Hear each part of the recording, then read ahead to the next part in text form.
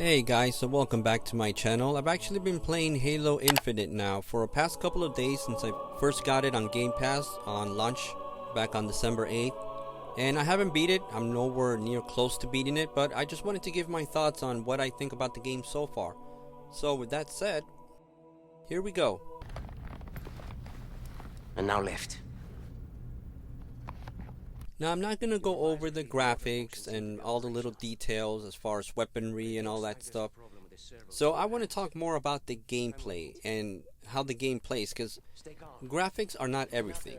The most important thing to me in a game is the gameplay. Is the game fun to play? And so I'm going to kind of cover that here. Whoa, easy there, big guy. You're not. Status report. Now, a lot of you out there have probably heard that there's no local co-op, and that for me was a big omission. I'm kind of still surprised that it wasn't included, but I think I know maybe the reason why it was done. They wanted to get this game out for the holidays, obviously. You know, everybody's buying games and stuff like that for themselves, for others. It's the proper time to release a game. And for the most part, the game is not a broken game. You know, a lot of AAA studios nowadays are releasing games just because they've been delayed so many times and they just want to get it out the door and just start making that money. But I think with Halo, the delays were justified and the end result is actually pretty good, because the game is actually not broken. It's not a bad game. It's just that they, for some reason, they just didn't have time to add the local co-op, which for me, yeah, it sucks, but it's not a full turnoff. The game is still good. It's a lot of fun to play. Now, it is being added sometime next year, I believe, 2022, but I don't know exactly when. Yeah, it's being added later on as a DLC, which is fine by me. As long as the game is released playable, which this one is, I'm okay with that. Now, I think one of the big things about Halo when it first came out on the original Xbox was that it was a shooter that had a little bit of openness to it. What I mean by that, it's not very linear.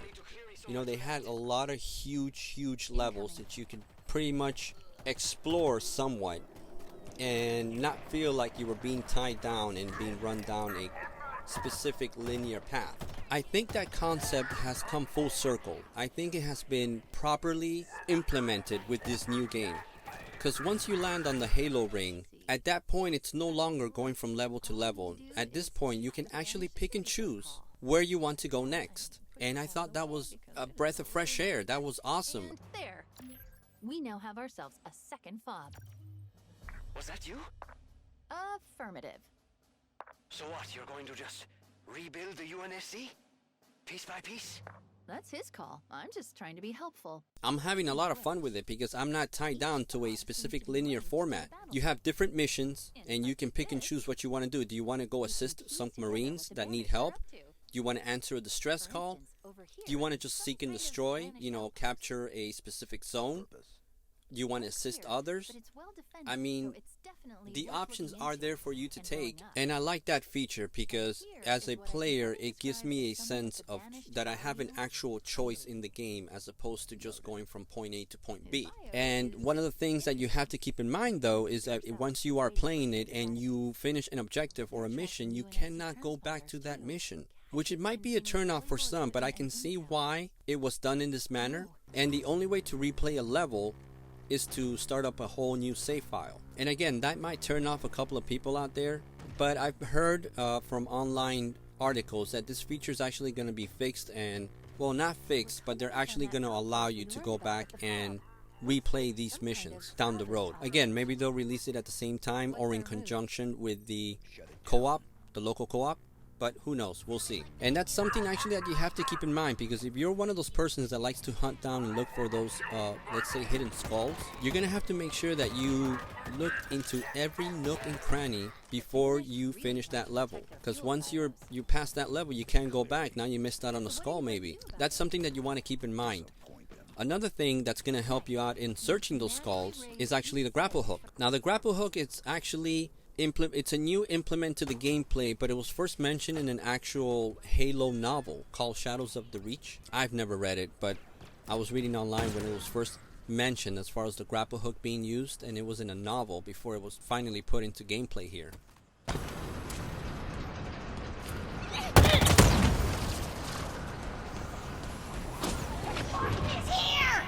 And what do I think about the grapple hook? It's actually pretty cool. I like it. It opens up like this whole different aspect to the first person shooter game that is Halo.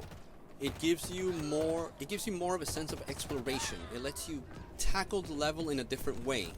So there's different ways you can use the grapple hook. You know, you can use it for search purposes, or you can use it to better position yourself when fighting enemies. You might be able to get to higher ground or reach a position that is not easily accessible to your enemies. It opens up a whole new level of gameplay for me, and I'm pretty sure a lot of people out there are going to like the grapple hook. There's a lot of cool new weapons. I'm not going to go over all of that stuff. There are way better videos online and websites which kind of go over all that information. But I will say this, the Mangler, even though it doesn't get a lot of love, it's one of my favorite weapons. It's kind of slow, but I think it has a pretty powerful punch, and it's slow. But again, it's a pretty cool weapon. I also like the carbine pulse rifle. I mean, the look and the feel of when you shoot that weapon, it fires like these fast, quick bursts of plasma. But unfortunately, it does overheat a little fast. As long as you vent the rifle every so often, you should be good. But again, those are two of my favorite weapons. There's a lot of other cool new weapons available, like the Disruptor, which you can use as an EMP. And you can actually take down vehicles. So you can actually pair up the Disruptor with a good, let's say, the battle rifle or a carbine pulse rifle.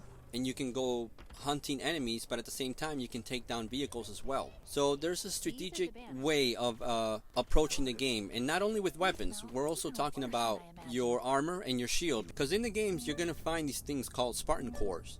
And once you find enough Spartan cores, which are scattered about in different parts of the levels and so forth, you can actually upgrade your weapon and you can upgrade your armor. So, and that kind of opens up a whole new way of tackling the game. You can approach the game in a more defensive mindset, or you can just go a full offensive and power up all your weapons as you progress in the game. Or you can kind of go either way. You can kind of balance both out and kind of tackle the game in that manner.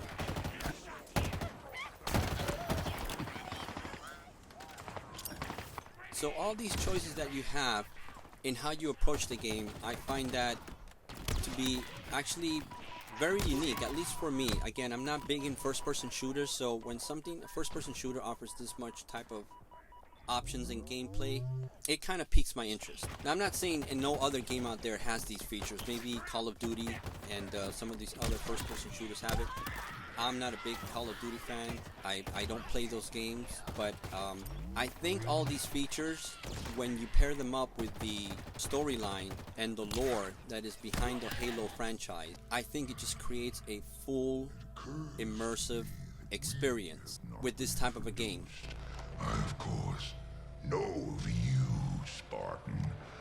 Your legend, the fear you inspire is admirable. The hope you stir in the hearts of your kind. Misplaced. I find it to be a lot of fun. I'm not very good at it, but the game is a lot of fun and gives you a lot of different options and ways to play the game. And that, for me, makes this game, at least for me, something that I can recommend to others. Whether it's on Game Pass, if you have a Game Pass, you can get it because it's included. If not, you can purchase it. And either way, I would say get it. It's a lot of fun. It's Halo done right. It's not broken. It's a AAA game that's been released, fully playable. And sure, some features are missing, but I'm pretty sure they're going to be added down the road as a DLC, hopefully at no cost. And that's just going to keep making the game a lot better. It kind of reminds me of No Man's Sky. They just keep adding to it, and the game keeps getting better. So I'm pretty sure Halo's going to be in that same discussion. So that's pretty much my quick review, my quick recap of Halo Infinite. I'm enjoying it. I'm having a lot of fun with it. Haven't played Halo. Let's see. The last one I played was Halo 3. Yeah, Halo 3. From beginning to end. I've never played 4 and 5. I own ODST and I own Reach. Never played them. I know. I'm stupid. Anyway. I'm having a lot of fun. Hopefully you will too. I hope you liked the video. Thank you for watching. And until my next video, take care of yourselves. Things. This is Forerunner, right? I've heard the stories, but man, this is crazier than I imagined.